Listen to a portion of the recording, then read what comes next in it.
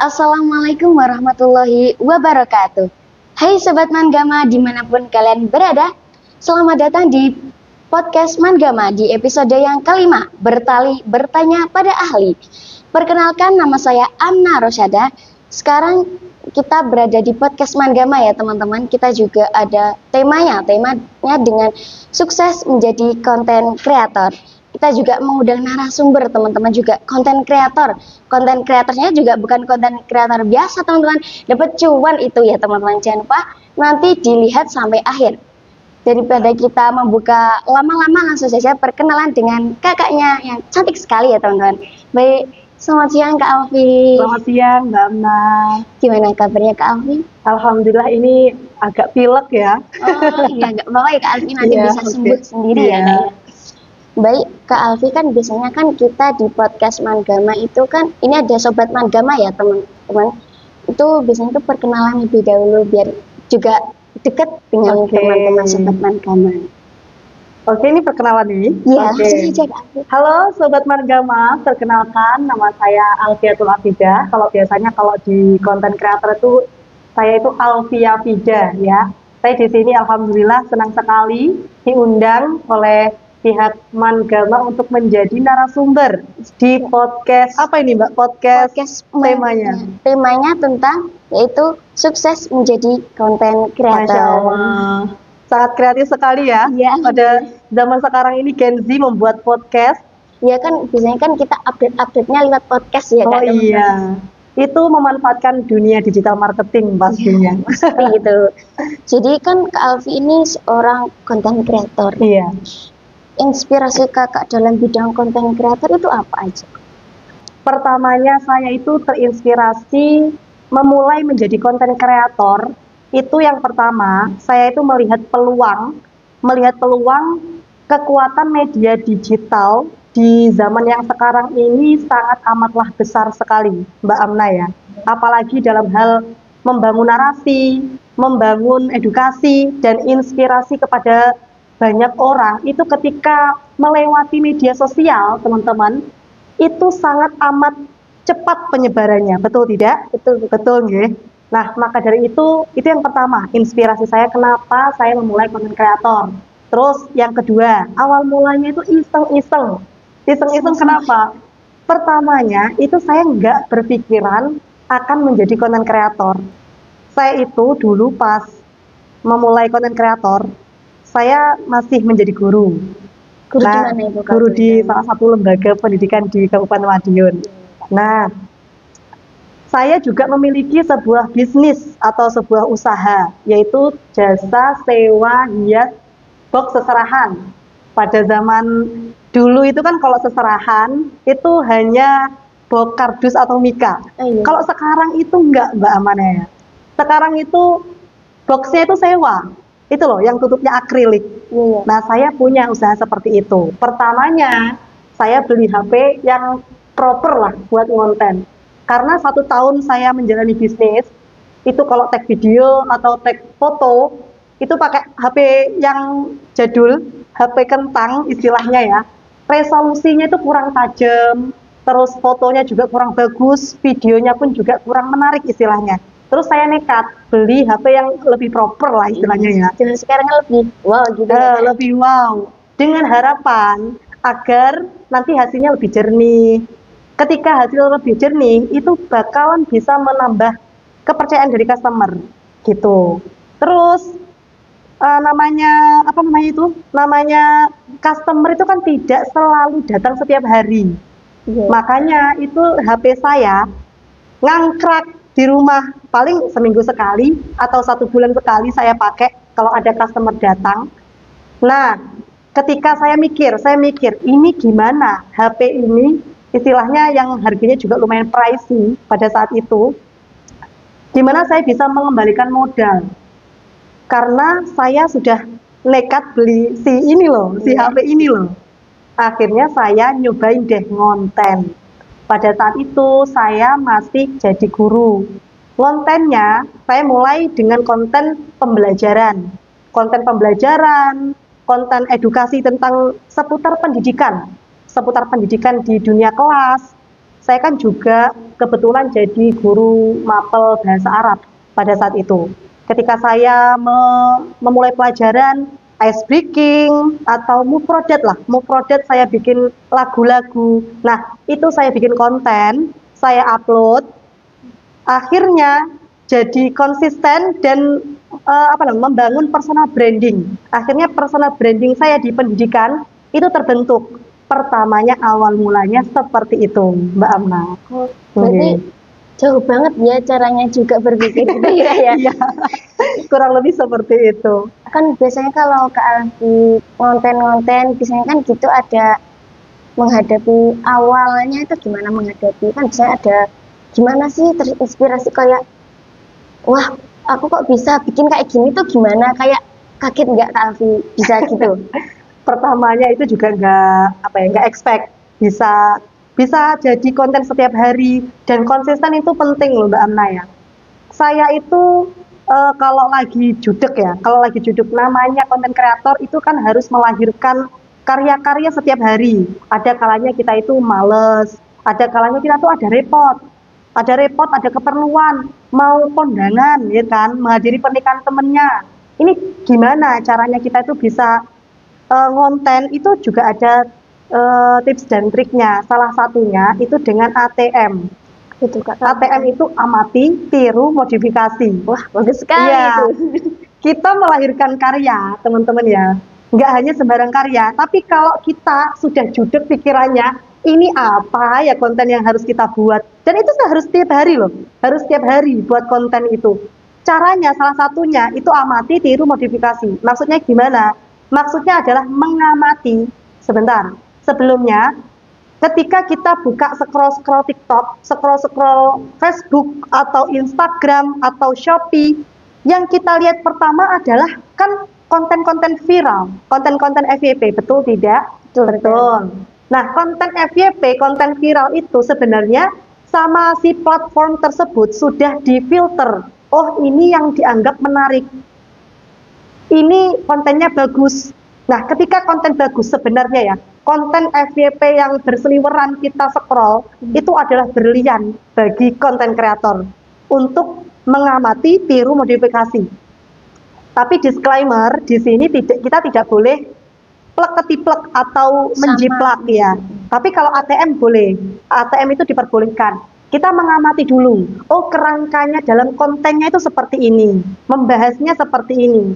Terus kita tiru, langkah kedua kita tiru, setelah kita tiru, kita modifikasi sesuai khasnya kita. Entah itu kita mau menambahi apa, kita mau mengurangi apa, atau membuat khas yang lebih berbeda dari konten kreator sebelumnya. Nah, seperti itu. Skill yang harus memiliki dari konten kreator itu gimana Kak? Kan biasanya skillnya bagus-bagus kayak punya Kak Alfi konten di TikTok gitu ya. Kok bisa gitu ya? Skill ya? Iya, skill. Kalau skill, saya bilang konten kreator pemula itu harus punya skill ini, harus punya skill itu. Nanti saya salah. Tapi kalau menurut versi saya, Mbak Amna ya, konten kreator itu harus punya skill yang mau belajar. Mau belajar. Karena kalau kita nggak belajar, kita males buat nyari informasi, cara editing itu bagaimana sih? Cara ngupload biar FYP itu kan ada ilmunya juga.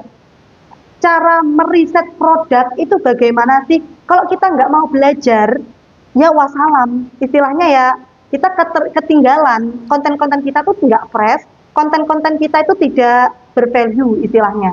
Makanya kalau kamu pengen jadi konten kreator sukses seperti sobat Manggama yang mau jadi afiliator, mau jadi konten kreator yang sukses, itu harus punya modal mulai aja dulu dan siap belajar.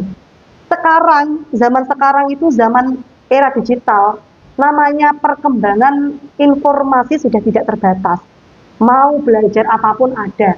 Contohnya saya sendiri. Saya itu kalau mau ngerangkai awal mulanya ngerangkai jasa hias sewa seserahan itu nggak pernah kursus, nggak pernah diajari.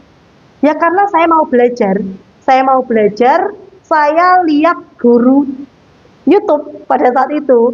Oh begini caranya, oh cara merangkai namanya mukena buat seserahan tuh begini, cara membuat mahar figura itu seperti ini. Saya itu tidak kursus. Saya kursusnya di mana? Ya di YouTube, Mbak Amna ya. Makanya sekarang itu nggak ada alasan bagi Gen Z yang mau memulai segala sesuatu. Entah itu konten kreator, afiliasi, atau bisnis lah istilahnya. Kok saya nggak tahu mulainya dari mana? Saya tuh nggak tahu ilmunya. Itu nggak ada alasan sih bagi saya. Karena sekarang itu mau belajar apapun itu sudah tersedia. Mau ilmu apapun diajari dari awal sampai akhir. Di TikTok ada, di YouTube juga ada. Apalagi Mbak Amna nih yang generasi zaman sekarang harus melek juga atas dunia digital seperti itu. Kalau Kak Alfi biasanya itu kalau ngonten setiap hari, tantangan terbesar dari hadapi awal perjalanan konten kreator itu apa? Tantangan ya. Tantangan itu adalah tantangan setiap konten kreator. Jangan setiap deh, semua konten kreator, entah itu pemula atau suhu, itu adalah dirinya sendiri. Rasa malas. Rasa malas. Saya tidak bisa menutup mata. Saya sekarang pun juga setiap hari malas, teman-teman ya. Enggak kok konten kreator. Semua pekerjaan, entah itu siswa, entah itu kerja di mana, tantangan terbesar itu kan adalah rasa malas. Rasa malas. Tapi kan kita bisa. Oh, kita kalau mau menaklukkan rasa malas itu bagaimana? Tergantung motivasi kita.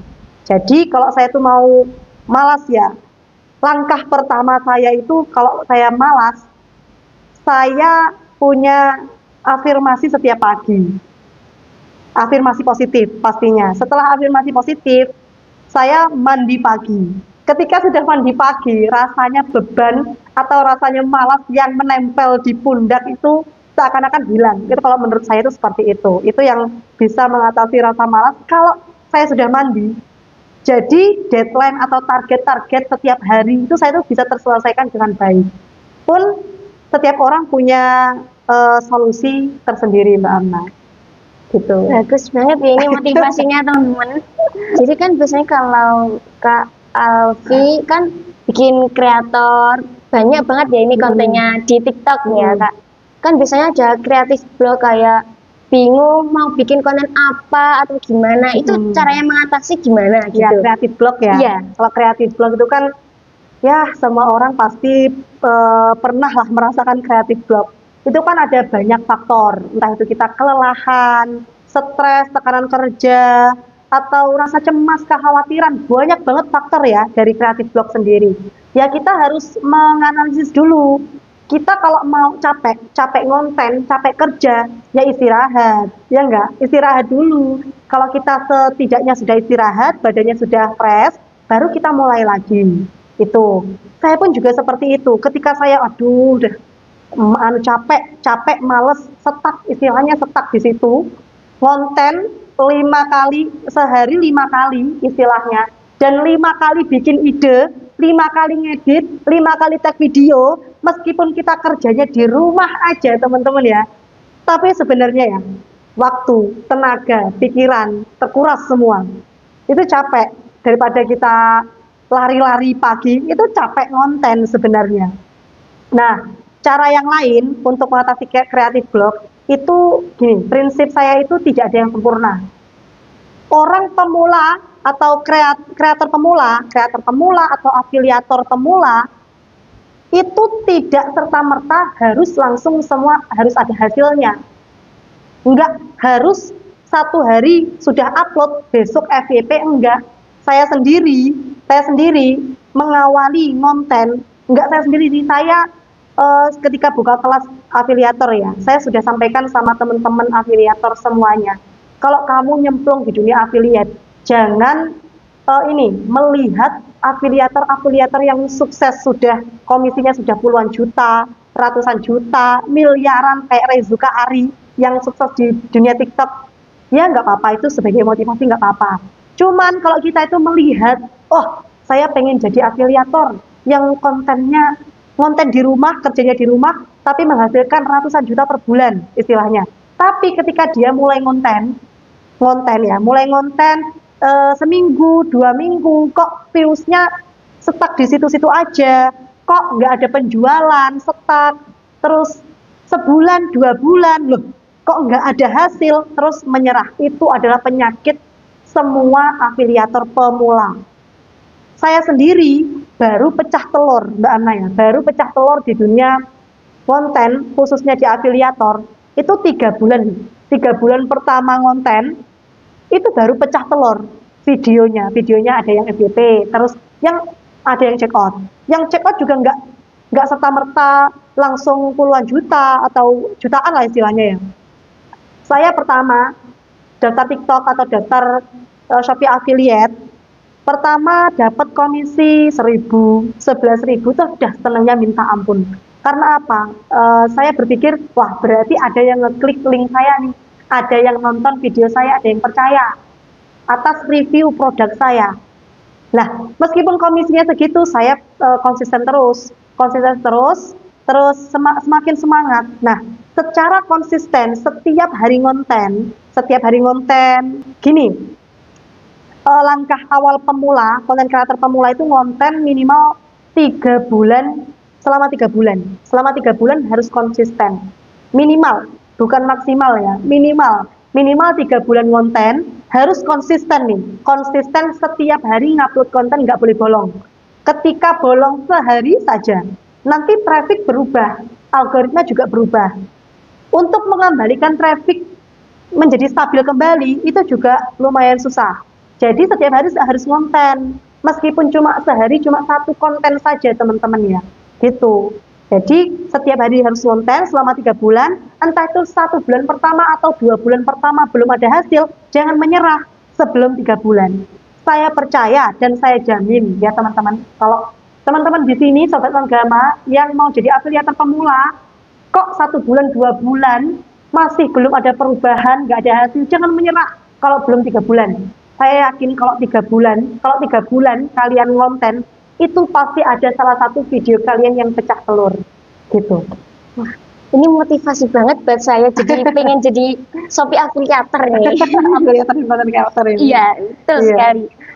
Kan biasanya kan kayak biasanya kan Kak Alfi itu kan kalau bikin konten ya, itu kan ada dari kritik semua orang, ada yang menghujat atau gimana. Cara menanggapinya Kak Alfi itu gimana?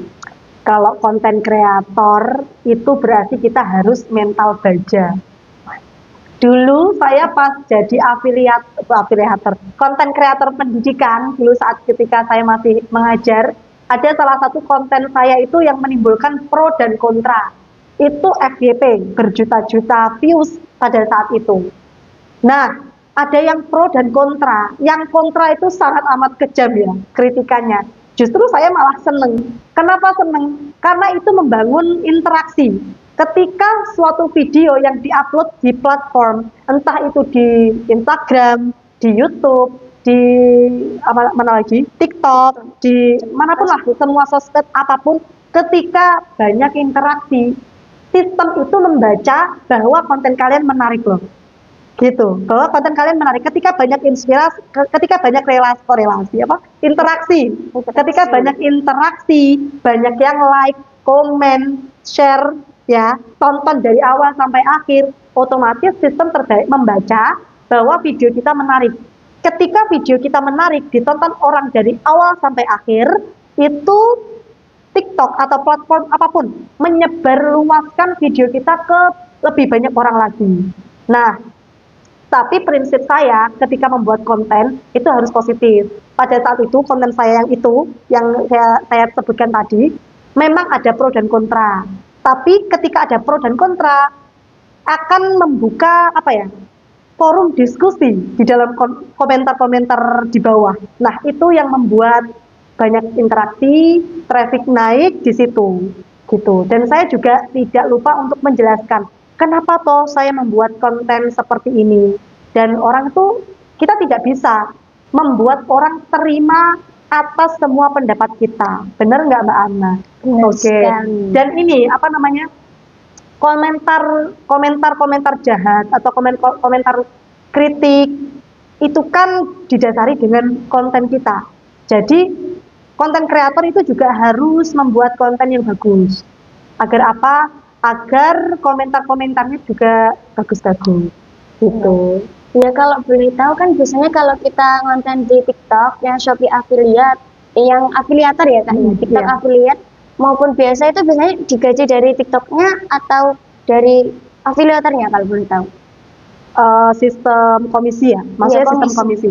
Sistem komisi di affiliate itu ya ketika ketika kita mereview contohnya Fast Bunga ini. Ketika kita mereview Fast Bunga ini contohnya, kita review konten berapa detik atau 30 detik atau 1 menit. Oh, ini Fast Bunga lo bagus buat ruangan. Jadi tambah lebih cantik, lebih estetik. Nah, ketika ini ada yang check out, ya, ketika banyak yang check out, kita satu produknya dapat komisi. Nah, komisi setiap produk itu berbeda, Mbak Amna. Nah, seller atau toko itu membuat atau memberikan komisi setiap produk itu berbeda-beda. Kadang itu 5%, 10%, 20%, bahkan ada yang sampai 50% setiap produk. Ketika ada yang check out di produk ini, kita dapat komisi dari komisi tersebut gitu. Jadi semakin banyak konten yang kita tabung istilahnya. Kenapa saya bilang kita harus ngonten setiap hari? Ngonten setiap hari, ngupload video setiap hari. Katakan itu kita menabung konten. Kita menabung konten. Semakin banyak konten yang kita produksi, kita upload, semakin banyak pula peluang kita mendapatkan komisi yang besar seperti itu. Jadi dari TikTok dan Shopee-nya, Mbak Amna. Kalau boleh tahu Kak Alfi itu ikutnya dari Shopee affiliate dulu atau TikTok affiliate dulu? Yang pertama kali itu saya Shopee affiliate. Shopee affiliate saya sudah jalan 2 tahun ini. Wah, panjang banget ya. Itu. Kalau TikTok baru Januari 2025 ini. Saya kan selama 2 tahun nge-Shopee, banyak banget peraturan yang berubah. Karena kan kita istilahnya sebagai karyawannya pegawai Shopee lah jadi. Kalau konten kreator pemula itu nyebutnya PNS, meskipun kita belum PNS secara dohir batin ya. Kita PNS pegawai negeri Shopee istilahnya ya. Ya gitu. Jadi apa namanya? Tadi Tentang Shopee. Awal mula jadi selama 2 tahun ini mengalami banyak sekali skema komisi, skema peraturan di Shopee. Itu membuat saya itu agak mumet karena saya itu hanya karyawan istilahnya, saya hanya afiliator yang harus memproduksi konten, ketergantungan dengan konten. Akhirnya kenapa? Shopee itu menurunkan komisinya pada saat itu. Shopee itu menurunkan komisinya pada saat itu ini loh. Akhir tahun 2024. Ini alasan saya. Ini alasan saya kenapa saya nyemplung di dunia TikTok. Saya sebenarnya sampai detik ini masih di Shopee juga, Mbak Amna. Akan tetapi saya melihat keran cuan yang lain. Saya tidak mau membuka satu keran. Jadi sebagai generasi milenial ya, generasi Z, Gen Z zaman sekarang, Mbak Amna ya, saya saranin ya. Sekarang itu kan informasi sudah tidak terbatas. Zamannya era digital. Kalau mau berkembang, jadi kita harus melek teknologi. Mbak Amna sekarang kan masih istilahnya masih minta uang saku dari orang tua. Iya betul. Nggak ada salahnya loh untuk memulai belajar di dunia konten kreator. Khususnya di dunia TikTok affiliate, Shopee affiliate, Facebook affiliate, YouTube affiliate. Semua di mana sekarang tuh semua sosial media itu sekarang ada affiliate-nya Mbak Amna. Kalau mau punya penghasilan tambahan ya mulai aja dari sekarang belajar konten, belajar affiliate, jadi afiliator. Kan biasanya tuh kalau dari umuran sekarang saya itu kan kayak gengsi mau bikin video teman-teman kayak Allah ngapain bikin kayak gitu gini-gini kan kayak masih mentalnya tuh masih suka down gitu ya. Kayak gimana sih motivasinya biar selalu konten terus walaupun sekolah gitu. Oh gitu. Jadi itu juga menjadi salah satu tantangan jadi sebagai afiliator pemula Mbak Amna ya. Aduh aku malu kontenku begini, begitu. Nanti kalau dilihat tetangga bagaimana? Nanti kalau dilihat temenku gimana? Nanti kalau dilihat doiku gimana? Nah kan kadang seperti itu ya. Iya. Aduh, kalau kita malu, konten kreator itu nggak boleh malu Mbak Amna. Konten kreator tuh nggak boleh malu. Malu di awal nggak apa-apa, tapi kita harus mental baja itu tadi loh, yang seperti saya sebutkan. Kita harus bodoh amat. Ya, saya pertama awal mula konten itu juga banyak yang gibahin, banyak juga yang apaan sih di kelas kok konten-konten, di kelas kok begini begitu. Lah, mereka kan nggak tahu. Ketika saya konten itu kan ketika ada waktu longgar, ketika ada waktu yang memungkinkan untuk konten, ketika pembelajaran di Mufrodat, kita menghafal Mufrodat dengan lagu-lagu. HP saya taruh di sini doang. HP saya taruh di meja, terus saya mengajar seperti biasa. Itu juga boom. Itu boom. Akhirnya apa? Akhirnya orang-orang itu menirukan pola saya, Mbak Ana. Mereka yang menertawakan, mereka yang mengolok-olok atau menggibahi saya sebelum ini, akhirnya mereka apa? Tutor dong, iya, tutor dong. Gimana sih caranya jadi affiliate? Gimana sih caranya itu ngonten biar followersnya banyak, biar viewsnya itu meledak, biar kontennya itu FYP, biar komisinya itu pecah telur, gimana dong, tutorialnya dong. Padahal mereka yang dulu itu ngata-ngatain.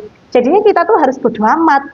Kalau kita mau beda, kita mau sukses, kita mau beda. Orang sukses itu sedikit. Orang sukses dengan orang yang pengangguran, itu kan lebih sedikit orang yang sukses. Orang yang sukses itu dimana orang yang mau mengeksplor apapun di depan mereka, mau mencoba hal-hal baru, entah itu konten, entah itu affiliate, entah itu membuat sebuah karya. Contohnya saya membuat ngerangkai sewa box seserahan kayak gitu. Itu kan menciptakan kerancuan baru. Kita harus berani beda, Mbak Amna. Kalau mau sukses, nggak boleh malu. Begitu. Mbak Ana jangan malu ya. Iya, saya jadi punya motivasi banyak ini dari Kak Alfi ya. Oke. Kalau berita ya Kak, saya kepo-kepo tentang TikTok ini. Saya kan suka scroll TikTok, daripada saya nganggur, saya mending main TikTok gitu ya Kak. Benar. Kalau kita bikin TikTok kan bisa viral gitu kan. Kalau saya bikin terus viral gitu, biasanya ada komisi dari TikTok atau gimana? Pastinya dong, pastinya dong. Jadi menggoda ini. Tapi Mbak Amna gabung dulu sama TikTok affiliate. Oh, iya, kalau tanpa TikTok affiliate ya, saya mau cuan dong, tapi nggak mau gabung TikTok affiliate. Mbak Amna tahu, ketika Mbak Amna scroll TikTok, itu kan ada orang yang nge-live. Macam-macam orang yang nge-live itu sampai saya godek-godek ya. Entah itu mbah-mbah, ngonten apa, nggak jelas kontennya, tapi banyak yang nyawer. Banyak yang ini berikan nge-gift. Oh iya, gift banyak banget ya. Itu mereka nggak affiliate. Mereka mengandalkan gift dari penonton. Tapi menurut saya itu sangat capek ya. Tenaga banget kalau tenaga banget. Kalau kita nge-live, kita nggak ada beda dari yang lain. Orang untuk menonton live kita itu juga sedikit. Orang bisa nonton live kita, otomatis ada yang beda dari live kita, ada yang spesial lah istilahnya dari live orang yang lain. Ya saya sarankan sih jadi TikTok affiliate aja Mbak Ana. TikTok affiliate itu sangat amat dahsyat loh. Ketika ada video yang FYP, dan video itu banyak yang check out. Video FYP otomatis banyak yang check out. Ketika banyak yang check out, itu sangat amat ngeri banget loh komisinya. Kenapa saya bilang ngeri? Saya merasakan, kenapa saya nggak gabung TikTok affiliate dari dulu? Kenapa saya hanya Shopee? Dulu kan saya fokus ke Shopee. Ketika Shopee itu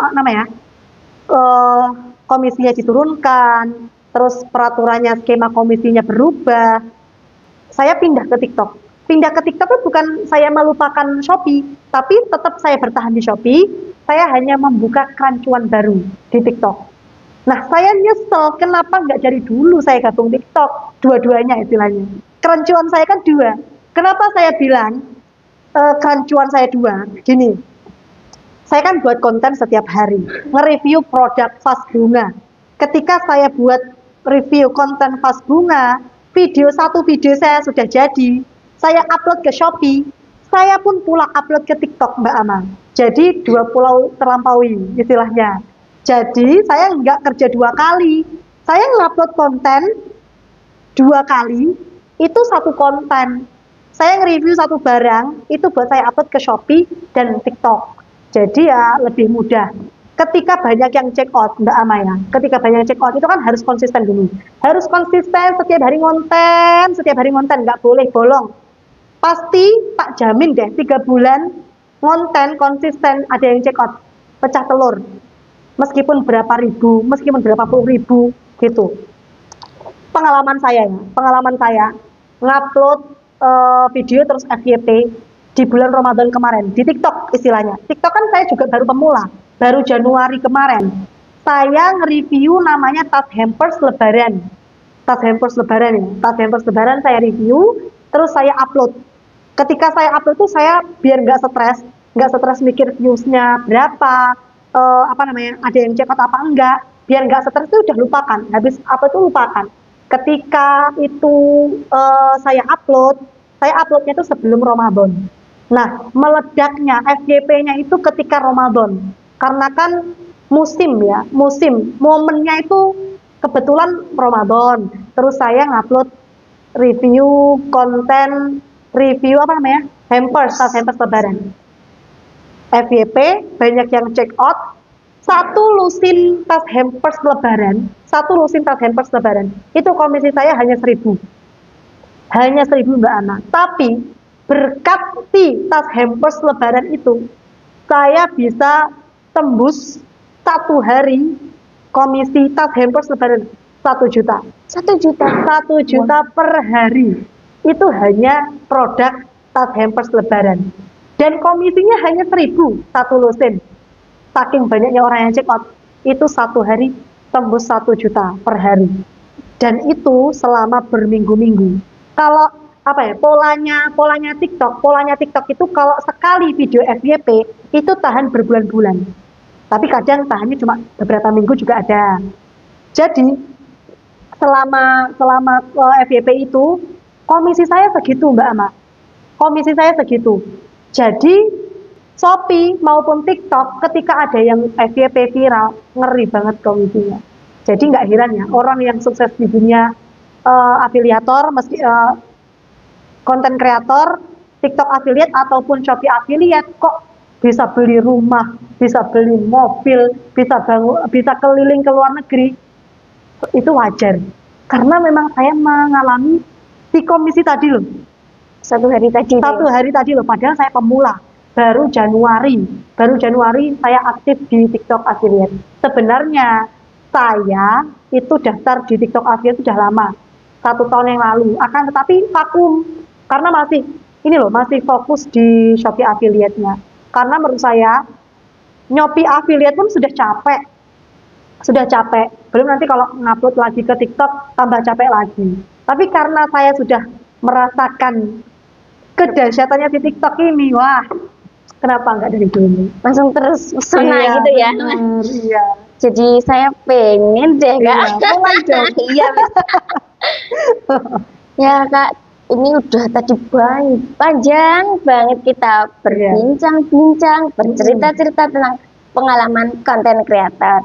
Jadi ini pertanyaan saya terakhir boleh ya? Ya, boleh. Harapan untuk kakak dunia perkontenan itu gimana? Baik dari konten kreator maupun yang menonton kakak. Oke, harapan saya ya dunia perkontenan. Kalau saya sih, kalau dibilang konten kreator ya sebenarnya merangkap jadi afiliator juga. Kalau saya melihat konten-konten dari konten kreator, nah itu di TikTok, Instagram atau YouTube, saya itu berharap orang-orang yang membuat konten itu buatlah konten yang menginspirasi orang, buatlah konten edukasi, pokoknya yang bisa membawa dampak positif ke banyak orang Mbak Amna ya. Entah itu konten edukasi, konten hiburan, konten berita tren terkini yang bisa membuat orang itu menambah ilmu ketika kita membuat konten, orang menonton, orang itu menambah ilmu dari konten kita. Mendapat ilmu dari konten kita, entah itu video tutorial, video tips dan trik, pokoknya video yang itu mempunyai dampak positif bagi banyak orang.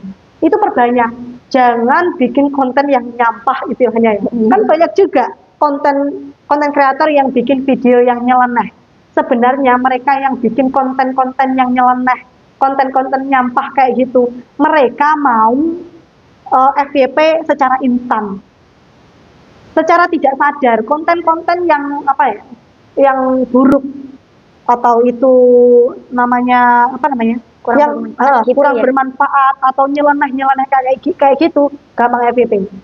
Karena apa? Pasti banyak ya pro dan kontra di komentarnya.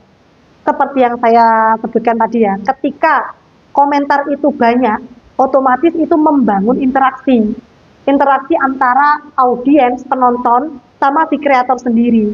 Ketika itu banyak interaksi, disebarluaskan, otomatis FYP. Tapi saya tidak berharap seperti itu. Saya berharapnya kontennya itu yang baik-baik. Kalau Mbak Amna mau jadi konten kreator atau apa namanya, apalah, mulai aja dari dulu Mbak, dari sekarang Mbak Amna, saya sarankan sih. Karena apa? Ketika kita mulai sedari dini, ya segitu juga kita peroleh. Saya ya, kalau malas ngonten, terus aduh, saya hari ini ngontennya libur dulu lah. Saya mau tiduran rebahan, saya mau makan di luar lah. Itu saya tepis. Kenapa? Ketika saya males, ketika saya nggak upload konten, otomatis nanti bakal jadi kebiasaan. Jadi kebiasaan nggak ngonten, ya kan? Ketika jadi kebiasaan nggak ngonten, itu menjadi sebuah watak. Jadi saya nggak mau rasa males itu merajai diri saya sendiri. Jadi saya harus punya target. Satu hari itu harus ngupload berapa konten sih? Kalau mampunya, kalau sanggupnya satu hari satu konten, ya satu konten, tapi nggak boleh bolong. Kalau 2 konten, ya 2 konten, tapi nggak boleh bolong. Kalau 3 konten, ya 3 konten. Bahkan suhu-suhu affiliate, entah itu TikTok atau Shopee, mereka yang suhu-suhu pun loh, yang komisinya udah ratusan juta, mereka ngonten 20 konten loh sehari. 20 konten, 30 konten, bayangkan. Padahal mereka sudah sukses. Bagaimana saya yang konten kreator yang istilahnya komisinya itu belum ratusan juta per bulan, kok masih males-malesan? Ya malu dong sama kreator-kreator yang udah sukses. Gitu sih. Kalau kita pengen mimpi yang besar, hasil yang besar, perjuangan kita juga harus besar. Salah satunya ya harus menepis rasa malas tadi setiap hari. Jadi kita harus menghilangkan rasa malas itu, jadi harus selalu semangat gitu ya. Satu lagi untuk ini para penonton katanya tadi. Iya, penonton. Para penonton, saya sarankan bagi para penonton ya, yang melihat atau menonton konten-konten kreator, entah itu di semua platform apapun teman-teman ya, jangan menelan mentah-mentah ini kontennya. Harus kita cross check dulu, analisis dulu, ini bener apa enggak. Karena apa? Mulutmu harimaumu. Ketika kita komentar buruk, komentar jahat, kan banyak juga kasus-kasus yang mereka dituntut atas komentar-komentarnya, ngata-ngatain, apalagi di artis-artis itu loh. Artis-artis itu kan banyak yang ngelaporin karena ngata-ngatain anaknya, contohnya ngata-ngatain anaknya, mengfitnah. Nah itu, bagi para penonton itu, bijaklah dalam menonton konten, bijaklah dalam berkomentar karena mulutmu harimaumu, pun pula dengan konten kreator, bijaklah dalam membuat konten. Seperti itu. Terima kasih banyak ya Kak, dari motivasi dari awal sampai akhir. Ini motivasi banget buat saya di konten kreator. Oke teman-teman, terima kasih sudah menonton podcast Mangama dari awal hingga akhir. Dan ini sangat memotivasi kalian yang suka konten kreator di TikTok afiliator maupun afiliator di sosmed semua pun juga ada afiliator semuanya. Jadi kalian jangan sia-siakan ini juga dapat cuan loh, meskipun kita cuma bikin konten tapi juga bikin tenaga juga ya teman-teman. Benar. Jadi jangan sia-siakan video ini, tonton sampai akhir. Dan sebelum penutup ya teman-teman, saya juga ada pantun, nanti jangan lupa bilang cakep ya. Burung pipit, burung kenari, cakep, terbang tinggi ke atas awan. Saya Amna Arsyada pamit undur diri. Sampai jumpa di lain kesempatan. Wassalamualaikum warahmatullahi wabarakatuh. Mang 3 Madiun bisa